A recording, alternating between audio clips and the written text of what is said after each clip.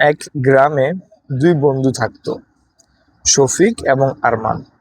আরমান ছিল অনেক বেশি ধনী আর বড় ব্যবসায়ী, আর এদিকে শফিক ছিল মধ্যবিত্ত একজন ছোট ব্যবসায়ী। তো একদিন হঠাৎ করে শফিক অনেক বিপদে পড়ে যায়। তার ব্যবসায় অনেকটা লস হয়। তার টাকা দরকার ছিল তার ব্যবসাটা দাঁড় করানোর। এই জন্য সে নিরুপায় হয়ে আরমানের কাছে গেল। তো আরমানও, যেহেতু তার বন্ধু, আরমান তাকে টাকাটা দিয়ে তাকে সাহায্য করলো।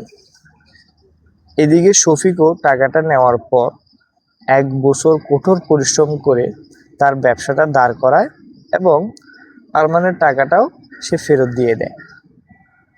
কিন্তু ঘটনা শুরু হয় এরপর থেকে। যখনই গ্রামের কোনো অনুষ্ঠানে কিংবা চায়ের আড্ডায় ওই দুই বন্ধু এবং এলাকার মানুষজন একত্রিত হয়, তখনই আরমান শফিককে এটা বলে খোঁটা দেয় যে, কি শফিক, মনে আছে ওই দিন যদি আমি তোমাকে টাকাটা না দিয়ে সাহায্য না করতাম, তাহলে তো আজকে তুমি ব্যবসায়ী হতে পারতে না, ব্যবসা দাঁড় করাতে পারতে না, তুমি পথে বসতে।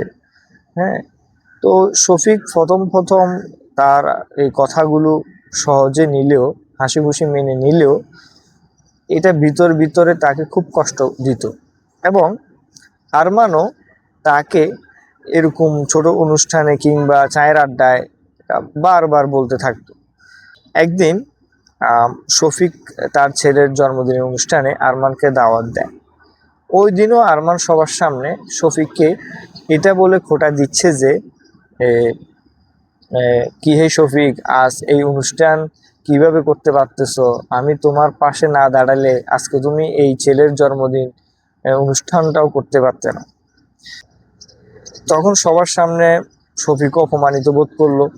এই জন্য শফিক আর চুপ না থেকে সবার সামনে আরমানকে একদম কঠোর ভাষায় বলে দিল যে, দেখো, তুমি আমাকে বিপদে সাহায্য করেছো, উপকার করেছো, তাতে আমি কৃতজ্ঞ।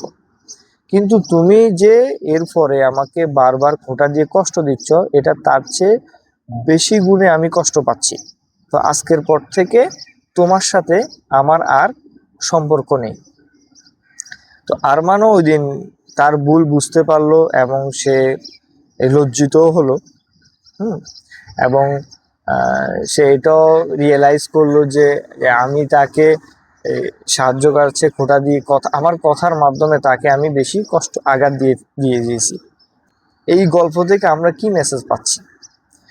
আমরা অনেক সময় ভাবি যে আমরা কাউকে সাহায্য করেছি বা উপকার করেছি, এর ফলে আমরা ওই লোকটাকে নিয়ে যা ইচ্ছা তাই বলতে পারবো। আসলে কিন্তু তা না, আমরা যা ইচ্ছা তা বলতে পারবো না। আমাদের ইসলাম ধর্মেও এটা খুব কঠোরভাবে বলা আছে যে কাউকে সাহায্য করে এরপরে যদি খোঁটা দিই, এটা একটা বড় ধরনের পাপ। তো আমরা এখন থেকে চেষ্টা করব কারো উপকার করলে কিংবা সহযোগিতা করলে আমরা খোঁটা না দিয়ে এই বড় পাপটা থেকে আমরা যাতে বিরত থাকতে পারি। আজকে এ পর্যন্তই। দেখা হবে পরবর্তী কোনো গল্প নিয়ে। Till then, take care. আল্লাহ হাফেজ। আসসালামু আলাইকুম।